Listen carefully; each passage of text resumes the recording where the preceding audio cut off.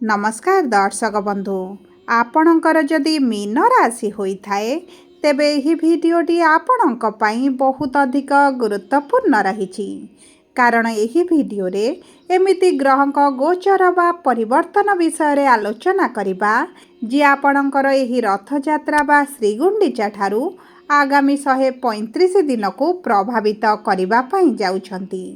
माने एही जुलाई मास 16 तारिख ठारू आगामी 135 दिन पर्यंत आपणक जीवन में बहुत अधिक प्रभाव पकाइबा पई जाउछंती एवं आपणक जीवन में बहुत गुड़िए घटना बा अघटन मान मध्य घटाइबा पई जाउछंती।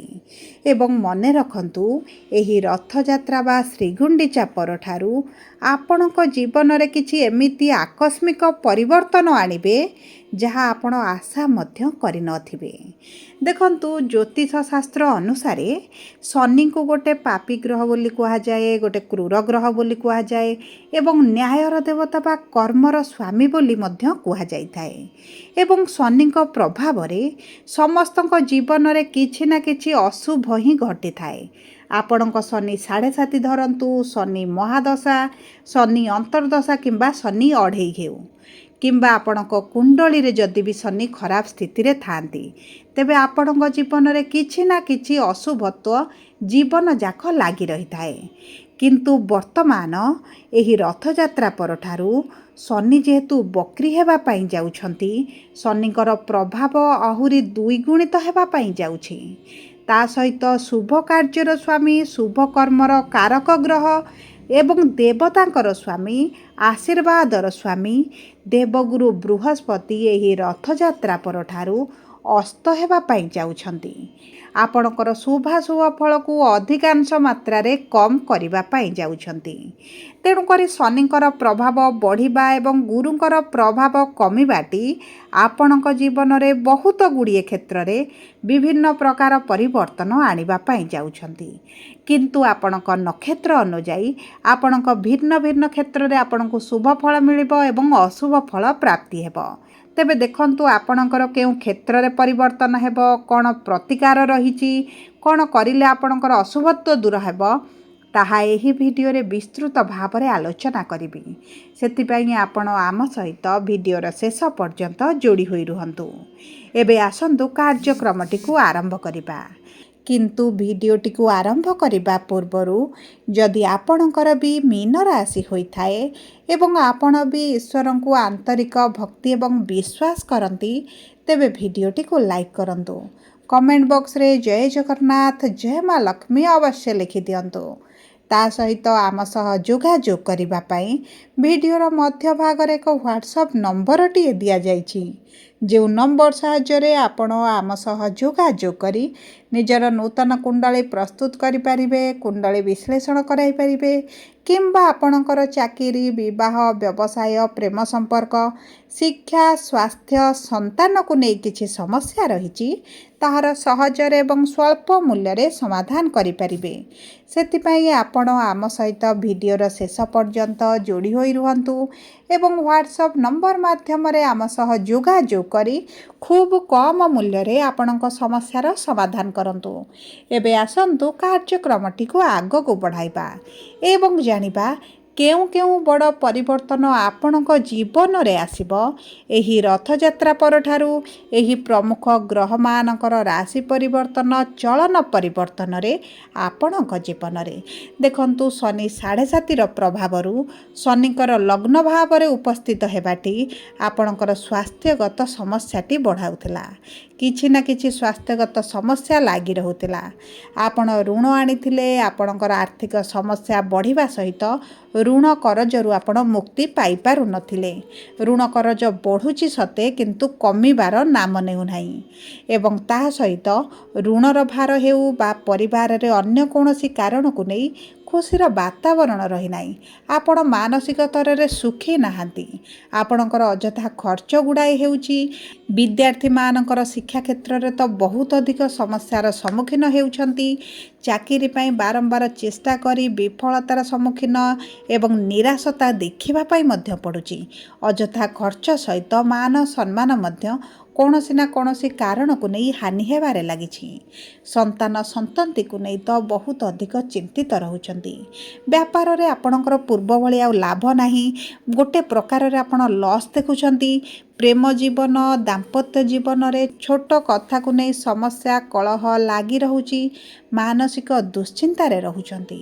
ତେବେ ଏହିଭଳି ଯାହା ବି ସମସ୍ୟା ଆପଣଙ୍କ ଜୀବନରେ ଚାଲୁଥିଲା ତାହା ଆପଣଙ୍କର ଦୂର ହେବାକୁ ଯାଉଛି। ଆପଣଙ୍କ ଜୀବନରେ ପୁଣି ଥରେ ଖୁସି ଫେରିବାକୁ ଯାଉଛି। କିନ୍ତୁ କେଉଁ କ୍ଷେତ୍ରରେ ଖୁସି ଫେରିବ, କେଉଁ କ୍ଷେତ୍ରରେ ଟିକେ ସଚେତନ ରହିବେ ତାହା ଆପଣଙ୍କୁ ଆଗକୁ ନକ୍ଷତ୍ର ଅନୁଯାୟୀ ଅଲଗା ଅଲଗା କରି ଆପଣଙ୍କୁ ଜଣାଇବି। ତେବେ ସର୍ବପ୍ରଥମେ ଆସନ୍ତୁ ଜାଣିବା ପୂର୍ବ ଭାଦ୍ରପଦ ମୀନ ରାଶି 25/12 ମୀନ ରାଶିର ବ୍ୟକ୍ତି ବିଶେଷମାନଙ୍କର ଦେବଗୁରୁ ବୃହସ୍ପତି ହେଉଛନ୍ତି ନକ୍ଷତ୍ରାଧିପତି ଏବଂ ଗୁରୁ ବିରାଜମାନ କରିଛନ୍ତି ପଞ୍ଚମ ଭାବରେ। ଦୀର୍ଘ 12 ବର୍ଷ ପରେ ଆପଣଙ୍କ ପଞ୍ଚମ ଭାବରେ ଉଚ୍ଚସ୍ଥ ହେବା ପାଇଁ ଯାଉଛନ୍ତି। ଯଦି ଆପଣଙ୍କର ସନ୍ତାନ ସୁଖରୁ ବଞ୍ଚିତ ରହିଛନ୍ତି, ସନ୍ତାନ ପ୍ରାପ୍ତିରେ ବିଳମ୍ବ ହେଲାଣି, ତେବେ ମଧ୍ୟ ଚେଷ୍ଟା କରିଲେ ସନ୍ତାନ ସୁଖ ନିଶ୍ଚିତ ଭାବରେ ପ୍ରାପ୍ତ କରିବେ। ଯଦି ବି ଆପଣଙ୍କର ପୂର୍ବରୁ ସନ୍ତାନ ରହିଛି, ଆପଣ ସନ୍ତାନଙ୍କ କ୍ୟାରିୟରକୁ ନେଇ, ତାଙ୍କ ବିବାହକୁ ନେଇ ଆପଣ ଚିନ୍ତିତ ରହିଛନ୍ତି, ତେବେ ମଧ୍ୟ ଆପଣଙ୍କର ସେହି ଚିନ୍ତା ଗୁଡ଼ିକ ଦୂର ହୋଇଯିବ। ଏବଂ ତା ସହିତ ଆପଣଙ୍କ ସପ୍ତମ ଭାବର ସ୍ୱାମୀ ବୁଧ କେନ୍ଦ୍ରରେ ନିଜ ରାଶିରେ ବକ୍ରି ସ୍ଥିତିରେ ଥିବାରୁ ଯଦି ଆପଣ ପାର୍ଟନରସିପ୍ରେ କିଛିଟା କାର୍ଯ୍ୟ କରୁଛନ୍ତି, ଛୋଟ ବଡ଼ ସମସ୍ୟା ମଧ୍ୟ ଦେଇ ଆପଣ ଗତି କରିବେ। ଏହି ସମୟ ମଧ୍ୟରେ ଆଖି ବନ୍ଦ କରି କୌଣସି ବ୍ୟକ୍ତିକୁ ବିଶ୍ୱାସ କରି କୌଣସି କାଗଜ ପତ୍ରରେ ଦସ୍ତଖତ କରନ୍ତୁ ନାହିଁ, ନଚେତ୍ ଆପଣ ଆଗକୁ ସମସ୍ୟାରେ ପଡ଼ିପାରନ୍ତି। ରାହୁ ଦ୍ୱାଦଶ ଭାବରେ ଥିବା କାରଣରୁ ଆପଣଙ୍କର କିଛି ନା କିଛି ତ ଅର୍ଥ ମେଡ଼ିକାଲରେ ହେଉ କିମ୍ବା କୌଣସି ନା କୌଣସି ଅଯଥାରେ ଖର୍ଚ୍ଚ ଗୁଡ଼ାଏ ବଢ଼ିପାରେ। ସେ ଦିଗ ପ୍ରତି ଆପଣ ଦୃଷ୍ଟି ଦେବେ। ସୂର୍ଯ୍ୟ ଆପଣଙ୍କ ପଞ୍ଚମ ଭାବରେ ଥିବାରୁ ସରକାରୀ ଚାକିରି ପାଇଁ ଅତି ପ୍ରବଳ ଯୋଗ ବନୁଛି। ଯଦି ଆପଣ ସରକାରୀ ଚାକିରି ପାଇଁ ଚେଷ୍ଟା କରୁଛନ୍ତି, ତେବେ ଆପଣଙ୍କର ଚେଷ୍ଟା ନିଶ୍ଚିତ ଭାବରେ ଫଳପ୍ରଦ ହେବ। ଏବେ ଆସନ୍ତୁ ଜାଣିବା ଉତ୍ତର ଭାଦ୍ରପଦ ମୀନ ରାଶି 26/12 ମୀନ ରାଶିର ବ୍ୟକ୍ତି ବିଶେଷମାନଙ୍କର ଶନି ହେଉଛନ୍ତି ନକ୍ଷତ୍ରାଧିପତି ଏବଂ ଶନି ବିରାଜମାନ କରିଛନ୍ତି ଲଗ୍ନର ଭାବରେ। ଦେଖନ୍ତୁ, ଶନିଙ୍କ ଉପରେ ଗୁରୁଙ୍କର ନବମ ଦୃଷ୍ଟି ଥିବା କାରଣରୁ ଶନିଙ୍କର ପ୍ରଭାବ ଆପଣଙ୍କ ଜୀବନରେ ଅଧିକାଂଶ କମିଯିବ। ଆପଣ ଯେଉଁ ମାନସିକ ଦୁଶ୍ଚିନ୍ତା ନେଉଛନ୍ତି, ପରିବାର ପାଇଁ ହେଉ, ନିଜ କ୍ୟାରିୟର ପାଇଁ ହେଉ, ସେହି ଚିନ୍ତା ଗୁଡ଼ିକ ଆପଣଙ୍କର କମିଯିବ। କେହି ଜଣେ ଗୁରୁତୁଲ୍ୟ ବ୍ୟକ୍ତି ଆପଣଙ୍କ ଜୀବନକୁ ଆସିବେ, ଯେଉଁ କାରଣରୁ ଆପଣଙ୍କର ଅଧିକାଂଶ ଦୁଃଖ, ପୀଡ଼ା, କଷ୍ଟ ଗୁଡ଼ିକ ଧୀରେ ଧୀରେ ଲାଘବ ହେବା ଆରମ୍ଭ ହୋଇଯିବ। ଆପଣ ଯେଉଁ ମାନସିକ ଦୁଶ୍ଚିନ୍ତାରେ ରହୁଛନ୍ତି, ସେହି ଚିନ୍ତା ଆପଣଙ୍କର ଦୂର ହେବ। ବିଦ୍ୟାର୍ଥୀମାନଙ୍କ ପାଇଁ ଅତି ଉତ୍ତମ ସମୟ ରହିବ। ଶିକ୍ଷା କ୍ଷେତ୍ରରେ ଆପଣଙ୍କର ମନପସନ୍ଦର କଲେଜ ହେଉ, ମନପସନ୍ଦର କୋର୍ସ ହେଉ କିମ୍ବା ପୂର୍ବରୁ ଯଦି କିଛି ବାଧାବିଘ୍ନ ଆସୁଥିଲା ତାହା ଦୂର ହୋଇଯିବ। ଆପଣ ଯଦି କୌଣସି କମ୍ପିଟେଟିଭ୍ ଏକ୍ଜାମ୍ ଦିଅନ୍ତି, ପରୀକ୍ଷା ଅଛି, ଇଣ୍ଟରଭ୍ୟୁ ଅଛି, ସେହି ସବୁ କ୍ଷେତ୍ରରେ ଆପଣ ଉତ୍ତମ ଫଳ ପ୍ରାପ୍ତ କରିବେ। ପ୍ରେମ ସମ୍ପର୍କରେ ଯଦି ଅଛନ୍ତି, ପ୍ରେମ ବିବାହ କରିବା ପାଇଁ ଚାହୁଁଛନ୍ତି, ତେବେ ଆପଣଙ୍କ ପାଇଁ ଉତ୍ତମ ସମୟ ରହିବ। ଆପଣଙ୍କର କିଛି ଲୋକ ଯେଉଁମାନେ ଆଗରେ ମିତ୍ର ହୋଇ ପଥରେ ଶତ୍ରୁ ହେଉଥିଲେ, ସେହିମାନଙ୍କୁ ଆପଣ ଚିହ୍ନଟ କରିବେ, ଦୂରତା ବନାଇବେ ଏବଂ ଆପଣଙ୍କର ଯେଉଁ ଗୁପ୍ତ ଶତ୍ରୁ ବୃଦ୍ଧି ଘଟିଥିଲେ, ସେହି ଶତ୍ରୁମାନେ ମଧ୍ୟ ନାଶ ଯିବେ। ଏବଂ ଦେବଗୁରୁ ବୃହସ୍ପତିଙ୍କର ପଞ୍ଚମ ଦୃଷ୍ଟି ଆପଣଙ୍କର ଭାଗ୍ୟର ଭାବକୁ ଥିବା କାରଣରୁ ଭାଗ୍ୟ ଆପଣଙ୍କର ବଳବାନ ରହିବ। ଆପଣଙ୍କ ଭାଗ୍ୟ ଭରସାରେ ଯେକୌଣସି କାର୍ଯ୍ୟ କରନ୍ତୁ, ଆପଣଙ୍କର ତାହା ସଫଳତା ନିଶ୍ଚିତ ଭାବରେ ପ୍ରଦାନ କରିବ। ଏବେ ଆସନ୍ତୁ ଜାଣିବା ରେବତୀ ମୀନ ରାଶି 27/12 ମୀନ ରାଶିର ବ୍ୟକ୍ତି ବିଶେଷମାନଙ୍କର ବୁଧ ହେଉଛନ୍ତି ନକ୍ଷତ୍ରାଧିପତି ଏବଂ ବୁଧ ବିରାଜମାନ କରିଛନ୍ତି କେନ୍ଦ୍ର ଭାବରେ, କିନ୍ତୁ ବକ୍ରି ସ୍ଥିତିରେ ବିରାଜମାନ କରିଛନ୍ତି। ମାଙ୍କ ସହିତ ଯଦି କିଛି ସମସ୍ୟା ରହିଛି ତାହା ଦୂର ହୋଇଯିବ। କିନ୍ତୁ ଆପଣଙ୍କ ପରିବାରରେ ସୁଖ ସୁବିଧା ବୃଦ୍ଧି ଘଟିବା ସହିତ ଆପଣ କିଛି ନା କିଛି ଜିନିଷ ନିଜ ପାଇଁ ହେଉ, ପରିବାର ପାଇଁ ଆପଣ କ୍ରୟ କରିପାରନ୍ତି। କିଛି ଦୂରଯାତ୍ରା, ତୀର୍ଥଯାତ୍ରା କରିବାର ମଧ୍ୟ ସମ୍ଭାବନାଟି ଦେଖାଯାଉଛି। କିନ୍ତୁ ଆପଣଙ୍କର ସ୍ୱାସ୍ଥ୍ୟ ଉପରେ ବହୁତ ଅଧିକ ଧ୍ୟାନ ଦେବାକୁ ପଡ଼ିବ। ପେଟଜନିତ ସମସ୍ୟା ଦେଖା ଦେଇପାରେ କିମ୍ବା ଆପଣଙ୍କର ଶ୍ୱାସ ସମସ୍ୟା ମଧ୍ୟ ଦେଖା ଦେଇପାରେ। ଥଣ୍ଡା, ଜ୍ୱର, ଖାସ, ସର୍ଦ୍ଦି, ଋତୁକାଳୀନ ସ୍ୱାସ୍ଥ୍ୟ ସମସ୍ୟା ଆପଣଙ୍କର ଦେଖା ଦେଇପାରେ। ସେ ଦିଗ ପ୍ରତି ଆପଣ ଦୃଷ୍ଟି ଦେବେ। ତା ସହିତ ରାହୁ ଯେହେତୁ ଦ୍ୱାଦଶ ଭାବରେ ଅଛନ୍ତି, फूड पॉइजनिंग किंबा खाद्यजनित समस्या मध्य बढ़ी पारे से दिग प्रति आपनको मध्य ध्यान देबाक पड़िबो एवं सबु परे आपनको कर्म क्षेत्र रे आपनको आशा अनुरूपक फल प्राप्त हेबो। जदि आपण कोनोसी चाकरीर संधान रे रहिचंती चाकरी प्राप्त हेबो। मान सम्मान वृद्धि घटिबो एवं आपणकर गुरु जेतु धर्म त्रिकोण रे अछंती आपनको कर्म क्षेत्र रे आपनको सम्मानित करा जाय पारे आपनको कार्य को सम्मानित करा जाय पारे एवं आपणकर दीर्घ दिन रे किछि अभिलाष पूर्ण हेबा पई जाउछि। ऋण करज जो आपणकर वृद्धि घटीथिला ସେହି ଋଣ କରଜ ଆପଣ ସୁଝିବା ପାଇଁ ସକ୍ଷମ ହେବେ। କୌଣସି ନା କୌଣସି ମାର୍ଗରୁ ଆପଣଙ୍କୁ ଅର୍ଥ ପ୍ରାପ୍ତି ହୋଇଯିବ। ଏବେ ଆସନ୍ତୁ ଜାଣିବା କ'ଣ ରହିଛି ସହଜ ପ୍ରତିକାର। ଦେଖନ୍ତୁ ଆପଣ ପ୍ରତ୍ୟେକ ଦିନ ଦେବଗୁରୁ ବୃହସ୍ପତିଙ୍କର ବୀଜ ମନ୍ତ୍ରଟିକୁ 108 ଥର ପାଠ କରନ୍ତୁ। ଶନିବାର ଦିନ ଶନିଙ୍କ ମନ୍ଦିରରେ ସୋରିଷ ତେଲର ଦୀପଟିଏ ଜଳାନ୍ତୁ। କଳା କୁକୁରମାନଙ୍କୁ କିଛିଟା ଖାଇବା ପାଇଁ ଦିଅନ୍ତୁ କିମ୍ବା କଳା କାଉମାନଙ୍କୁ କିଛିଟା ଖାଇବା ପାଇଁ ଦିଅନ୍ତୁ। ମଙ୍ଗଳବାର ଶନିବାର ଦିନ ଆପଣ ହନୁମାନ ଚାଳିଶା ହନୁମାନଙ୍କ ମନ୍ଦିରରେ ପାଠ କରିଲେ ଅତି ଉତ୍ତମ ରହିବ। किंबा आपण गृह हनुमान चालीसा प्रत्येक दिन पाठ करंतु।